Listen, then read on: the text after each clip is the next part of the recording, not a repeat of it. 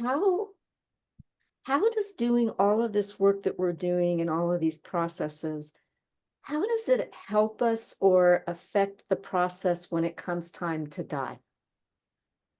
You would move through the stuff that you would have to let go of in your life, much quicker. You would take off through the inner world at a much faster rate. A lot of times what happens is we start shedding, like, the stresses and attachments of the day, and then, the desires kind of have to be eradicated somewhat. And the more that you go through and do this, the more that you've tempered the body and the lower nature, you've brought order to something that's very chaotic, which is our lower nature, like our more primal aspects. And in doing so, when the time comes, you're able to really let go. And so you take off in the inner world to a much higher degree.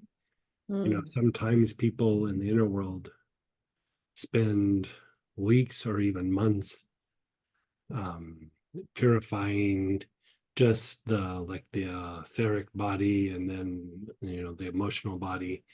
But there's been times where I've seen it happen. It might be 5 or 10 years. Like it's like a long time. And wow. so the more that you do that, the more that you take off and you hit like higher realms, like right after leaving the body. And I would say you'd be more conscious of that you're leaving the body. Sometimes a person leaves the body, and even though they might have been sick for a while, it might even be months before they realize that they passed. Like how sometimes you're in a dream and you realize, oh wow, I'm in a dream. Like, and you're aware, and you kind of come back and you go, wow, I was in a dream, and you were kind of maneuvering in the dream a little bit, but consciously. Hmm. Like, the more you're able to do that, the quicker you'll realize that you've passed when the time comes. Mm, Like that almost like directly corresponds. Like if you're in a dream and it's just you're just out there and you don't really remember your dreams, it'll take you a little bit longer to remember to realize that you've passed when the time comes. mm. And so, that's one of the things that we do with the star is like we're doing the bardos. And one of the things that I do is I go through and monitor, like after somebody's passed, I have the list of the bardos that we've been doing and everything. And I just kind of check on them, like, are they moving on? Are they kind of stuck? Are they, what's happening? Mm. And we do certain kind of prayers and invocations depending on where they're at.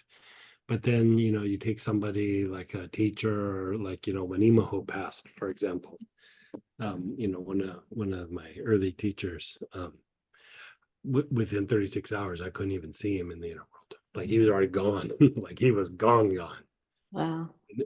and that's not normal, but that Mm. would be desirable. That's why sometimes with teachers, they'll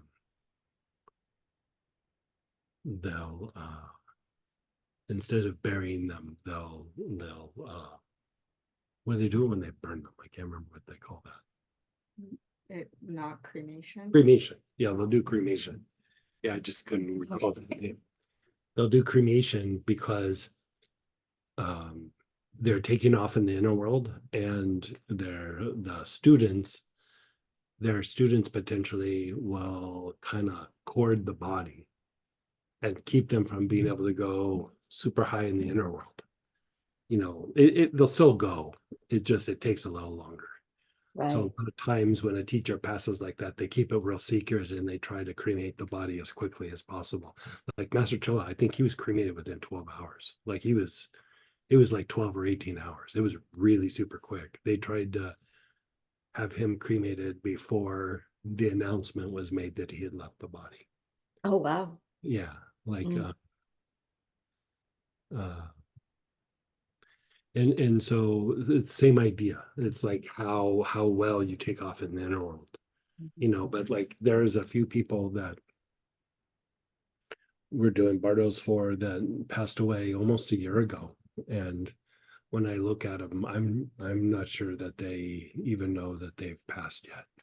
Mm, So we just keep doing prayers and Bardos and things for them, and you know, hopefully that helps them in their process. But the more you do the work now, mhm, the more you'll reap the benefit on the other side. mhm, You mhm. know, so much easier when you're in the body, so much easier. Yeah, and what about like the actual letting go process? Like, I'm starting to see more because I'm getting to that age, and my friends are Mhm. getting to that age that we have this real attachment to being alive, Sure, no matter sure, what the sure, body sure. is going through. And as I think about for myself, I think, I would like to be able to reach that point to say it's okay to let it go. Yeah, yeah, I agree. And you know, and in doing that, still be able to engage life. Like, you know what I mean? Like, Yeah. not to have to sacrifice, like, I'm not going to engage life so that I can let go, you know, because like sometimes in these circles, that's what people will start like avoiding so they don't engage. And so it's like you got this little bit of a predicament kind of. Hmm. And so, you know, that practice that we do with the Dorje or even with the oils or meditation, where you focus and then let go, and then focus and then let go. You know, so on one level, you're developing the ability to focus the intellect, and then when you're letting go, you're engaging intuition. And by engaging these two, something eventually also happens that's even beyond that.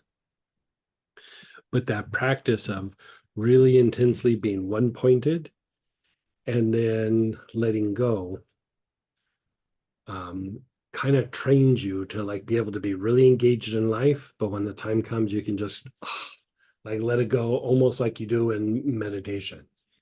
And the thing that comes from the focus, like if you can be really, really one pointed and focused when you're doing the practice, and then you are letting go and you're developing intuition, there's a thing that starts to develop on the other side of that, where the focus and the awareness, like when you let go, where it's not as focused, you're just expanded and being aware, where focused you're being one pointed, right?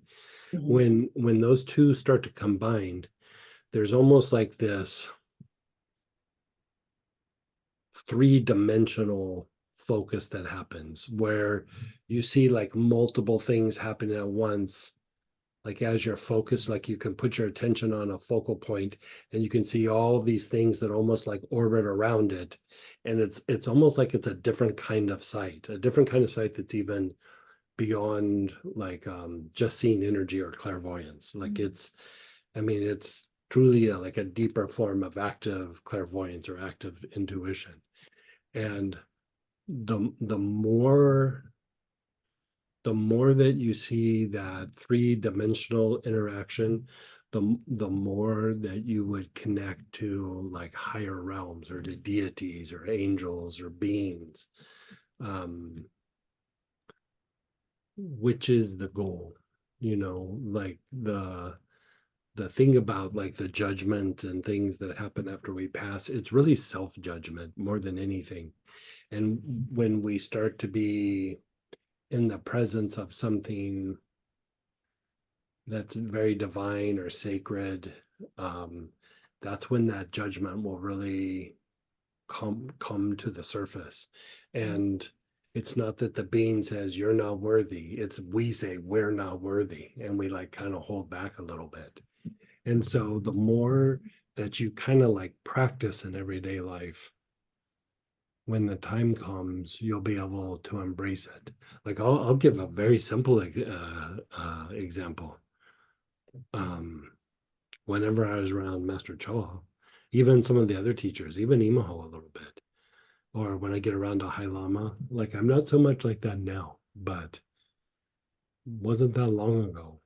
Like I would always feel like, I gotta be better. I gotta do my practice more. I gotta be cleaner, you know, whatever it is, before I even have a conversation with them. I don't even think that I'm like worthy to have a conversation or something. And Master Joe had to pull me aside and have a talk with me about it. Hmm. And you know, after he talked to me about it, I sat and I was like, what is that? And you know, why is that there? And you know, the first thing you kind of do is like, who did this to me or whatever, you know, what conditioning is it? And um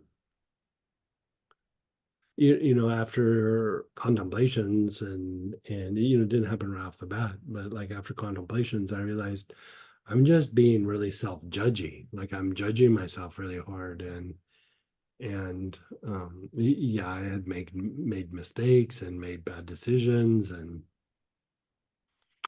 you know, there was wear and tear maybe from people around me and everything, but you know, I was always my own obstacle, you know. Hmm. And so you know, the more that I looked at it, the more I realized that when I look at these things, I'm in intellect. Like I'm not in intuition when I'm looking at it. And intuition would just resolve it, adjust it, adapt it. And if there was something that I needed to make amends, intuition would say, take care of that. Come on, chop chop. Or intellect, you know, we manage it, we put it on a shelf, we think about it. I'll think about it later. Oh, then we have some story about it, and we're trying to make it valid by getting people to agree with it or not agree with it. You know, you go through this whole little dance of it all. And I realized I'd done a little too much of that. Hmm. And you know, the more that you go into an intuitive state, those things that hold you back in your normal everyday life, like those are the things that would hold you back when you leave your body. And in the intuitive state, they really don't exist. They really are very minor or not even there.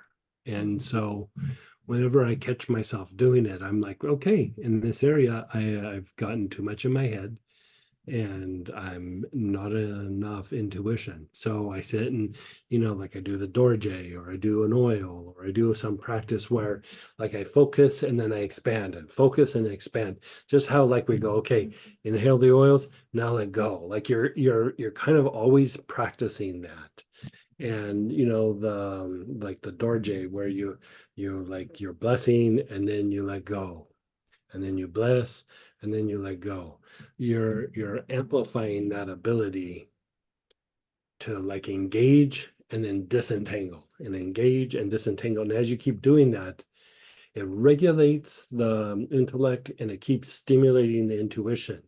But when the time comes, you could be in a facing a problem and you'll just start intuition will just start resolving the problem. Like you just almost like just sit and go, okay, what are the details?